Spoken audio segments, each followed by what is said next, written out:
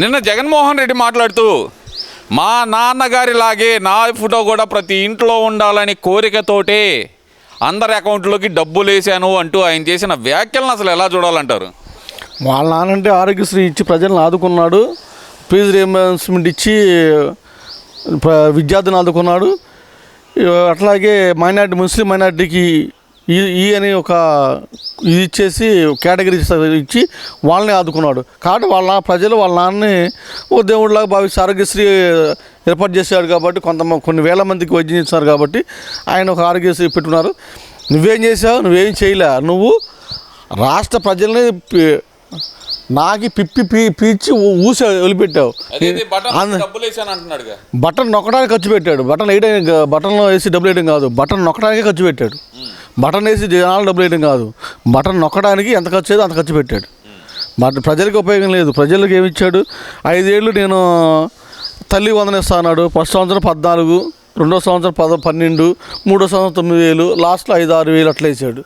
ఇంకా నువ్వు చేసింది ఏంది? 4 ఏళ్ళలో 5 ఏళ్ళు అన్నావు, 4 ఏళ్ళు ఇచ్చావు. చేసింది ఏది? అట్లాగే ఇది ఇస్తా అన్న, తల్లికి వందనం ఇస్తా, ఇది అమ్మ ఒడి ఇస్తా అన్న, అమ్మకి ఒడిగా తల్లి దీవెన ఇస్తా అన్నావు. 15,000 కాడికి ఇచ్చావు. 15,000 ఒక సంవత్సరం వేసావు, మిగతా 2-3 సంవత్సరాలు ఎగ్గొట్టేసావు. సరే, ఇదంతా కాదండి. ఆయన ప్రభుత్వం సొమ్ముతోటి ప్రజలకు పంచి నా ఫోటో పెట్టుకోండి అన్న మాట్లాడటం ఎంతవరకు కరెక్ట్ అంటారు? ఆయన ఫోటో పెట్టుకోవాలి. ఎక్కడ పెట్టుకోవాలి? దిష్టి బొమ్మలా ఇంటి ముందు పెట్టుకోవాలి. దిష్టి బొమ్మ కింద లెక్క. అంటే దిష్టి తగలకుండా ఇంటికి ఒక రక్షణ ఉంటుంది చూసారా, రక్షణ బొమ్మ పెడతాం. ఇప్పుడు ఏం బొమ్మ పెట్టుకోవాలి? అంత మాట అన్నారు. ఎందుకంటే ప్రజలు భయపడుతున్నారు కదా. భయపడే వ్యక్తిని ఇప్పుడు రాక్షసు చూస్తే భయపడతారు. దాన్ని ఏం చేస్తారు? దిష్టి బొమ్మ పెట్టుకుంటారు. మరి ఏం చూస్తే భయపడతారు కాబట్టి అది బొమ్మ పెట్టుకోవడం కరెక్ట్.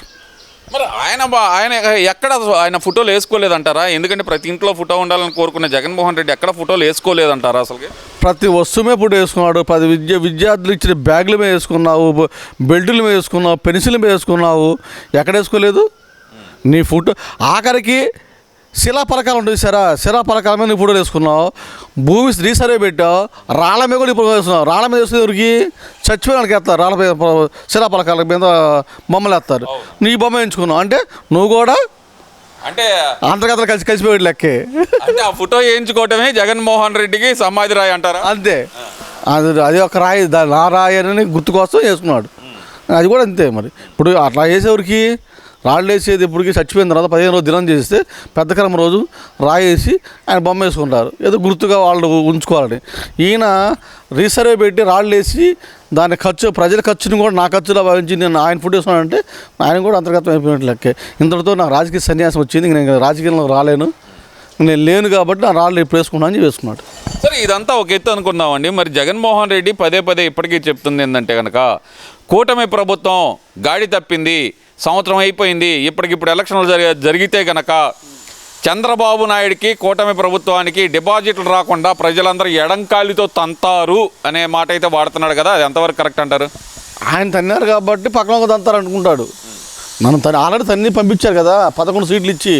ఆ 11 సీట్లు కూడా పోయి మళ్ళీ ఇంక మిగతా సీట్లు కూడా రావనే ఉద్దేశంతో తన్నారు కాబట్టి మిగతా తంతారేమని భ్రమతో ఉన్నాడు. ప్రజలు ఆయన మంచి చేస్తున్నారు కాబట్టి కూటమి ప్రభుత్వాన్ని ఎన్నుకొని 151 సీట్లు ఇచ్చి గౌరవించారు. 164 సీట్లు ఇచ్చి గౌరవించారు. నీకేమిచ్చారు? 11 సీట్లు ఇచ్చారు. నువ్వు మంచి అయితే 11 సీట్లు ఎందుకు ఇస్తారు? నీకు కూడా ఇచ్చేవాళ్ళుగా. మరి నిన్న కూడా మాట్లాడుతున్నాడు కదా ఆయన, ఈ ప్రభుత్వం పనికి రాదు, ప్రజల్ని మోసం చేయడానికే ఉంది ఈ ప్రభుత్వం అని చెప్పి నిన్న కూడా ప్రెస్ మీట్లో చెబుతున్నాడు కదా. మరి ఆయన నువ్వు పనికిరావు కాబట్టి నేను పంపించారు. నేను ఎదుటోని 10 తరాలు ఇదంటేనే నేను లంచ్ అవుతాను. నేను కాబట్టి నేను ఆ రకంగా మాట్లాడగలుగుతున్నాను. అంతేగాని కూటమి ప్రభుత్వం విప్లవం లేదు. కూటమి ప్రభుత్వం నంబర్ 1 ప్రభుత్వం. సంక్షేమ పథకాలు కానీ అభివృద్ధి కానీ చేసుకుంటూ వెళ్తున్నాయి. త్వరలోనే పోలవరం పూర్తి చేసి ఏర్పాటు చేస్తే నువ్వు 5 ఏళ్ళలో కనీసం పోలవరంలో మట్టే లేదు. వచ్చిన ప్రభుత్వం ఇది చేస్తుంది, అభివృద్ధి చేస్తుంది, పోలవరం కట్టి తీరుతుంది. రాజధానిలో కూడా కనీసం ఒక చిట్టడి తడిపించే తప్ప, రాజధానిలో దొంగలాగా వచ్చి పారిపోయే తప్ప రాజధాని దర్జాగా తలెత్తుకొని ఎప్పుడు దర్జా రాలేదు నువ్వు అసెంబ్లీకి. ఇవాళ కూటమి ప్రభుత్వం దర్జాగా మెయిన్ రోడ్డు మీద హాయిగా హ్యాపీగా తిరుగుతుంది. నువ్వు అడుగడుగు పోలీసులను పెట్టుకొని ఒక అసెంబ్లీ జరిగిన 300 మంది పోలీసులకి పహార కాసుకొని వెళ్ళావు నువ్వు. అంటే ఒక దొంగలాగా వెళ్ళావు. ఇప్పుడు గవర్నమెంట్ #1 ప్రభుత్వం #1గా చేస్తుంది. అట్లాగే నువ్వేం చేసావు, ఋషికొండ మీద నువ్వు విల్లా కట్టుకున్నావు, నీ సొంతంగా భవనం కట్టుకున్నావు ఉండటానికి. అది ప్రజల సొమ్ముతోటి, నీ సొమ్ము కాదు, ప్రజల సొమ్ముతో ఋషికొండ మీద నేనే రాజుని, నేనే కింగ్ మేకర్ అనే ఉద్దేశంతో నేను బంగారు దీనిలో పడుకోవాలనే ఉద్దేశంతో కట్టుకున్నావు. సరే, ఇదంతా ఒక ఎత్తు అనుకుందామండి. మరి జగన్మోహన్ రెడ్డి నిన్న కూడా ఎవరైతే గనక మిమ్మల్ని ఇబ్బంది పెడుతున్నారో వాళ్ళ పేర్లు రెడ్ బుక్ అని చెప్పను కానీ ఏదో ఒక బుక్లో పెట్టుకోండి, జాగ్రత్తగా పెట్టుకోండి, వడ్డీ ఇద్దాం, వాళ్ళకి చక్రవడ్డీ కలిపిద్దాం అనే మాట అయితే అంటున్నాడు కదా. ఏ బుక్లో రాయమంటారు, ఎక్కడ పెట్టమంటారు, అది మాత్రం క్లారిటీ ఇవ్వలేకపోతున్నాడు. ఎందుకని? అసలు అది లేదు కదా. వాళ్ళు చేసిన తప్పులకి వాళ్ళే శిక్షణ పెడుతున్నారు. వాళ్ళే ఇప్పుడు నందిగా సురేష్ కానీ, వల్లభనేని వంశీ కానీ, కొడాలి నాని గారు కానీ ఇప్పుడు అనుభవిస్తున్నారు కదా. మళ్ళీ వాళ్ళ పేరు బాపట్ల నందిగా సురేష్ కాకుండా కాదు ఇంకో ఉన్నాడు బోరుగడ్డ అనిల్ కానీ, వీళ్ళంతా అనుభవిస్తున్నారు కదా. ఒక రకం చూస్తున్నాం కదా. వాళ్ళే బయటకు వచ్చి మళ్ళీ వాళ్ళే లోపలికి ఎదుర్కొని మళ్ళీ వాళ్ళే అనుభవిస్తారు. అంటే వడ్డీ కూడా తీసుకున్నారు వాళ్ళే, అసలు ఇచ్చారు, మళ్ళీ వడ్డీ అనిపించడానికి వెళ్తున్నారు. అందుకని వాళ్ళకే వర్తించింది అది. ఈ కూటమి ప్రభుత్వానికి ఏం వర్తించదు, వాళ్ళకి వర్తించేది వాళ్ళే. వడ్డీతో అసలుతో తీసుకుంటారు బాబు, మీరు వడ్డీ మర్చిపోవద్దు, మళ్ళీ వెళ్ళి వడ్డీ ఇప్పించుకోండి అని చెప్పి పంపిస్తున్నాడు. అన్యాయంగా కేసు పెట్టారు, అక్రమంగా కేసు పెట్టారు, జైల్లోంచి తీసుకురావడానికి మాకే 2 నెలల సమయం పట్టింది. ఏదైతే కనుక నందిగం సురేష్ని మళ్ళీ అన్యాయమైన అక్రమైన కేసులో లోపల పెట్టారు, ఏదో ఒకరిని కొట్టారని చెప్పి ఇదంతా అన్యాయం.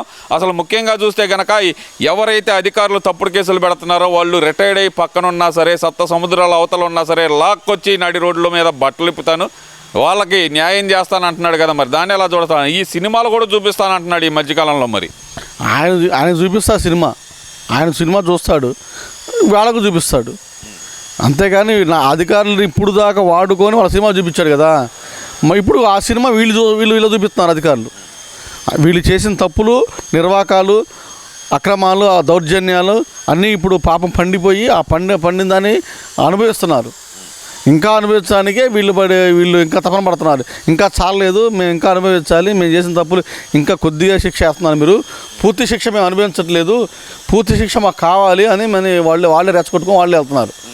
అంటే ఈ మాటలన్నీ మళ్ళీ వాళ్ళు జైల్లోకి వెళ్తున్నారు. ఎందుకంటే అందుకని సురేష్ అతను వచ్చి సారీ చెప్పడానికి వస్తే అతను కొట్టి ఇచ్చేశాడు. నేనేం చేయలేదు, ప్రెస్ మీట్ ముందు చెప్పాడు, వీడియో క్లిప్పింగ్ చూపించగా నోరేలా పెట్టాడు. వాస్తవం జరిగింది కాబట్టి పోలీసు వాళ్ళు మళ్ళీ అతన్ని తీసుకెళ్ళి లోపల పెట్టారు. మరి ఎందుకు జగన్మోహన్ రెడ్డి పదే అధికారులను టార్గెట్ చేయడానికి గల కారణం ఏంటి? బెదిరించడానికి అనుకోవచ్చు అంటారా?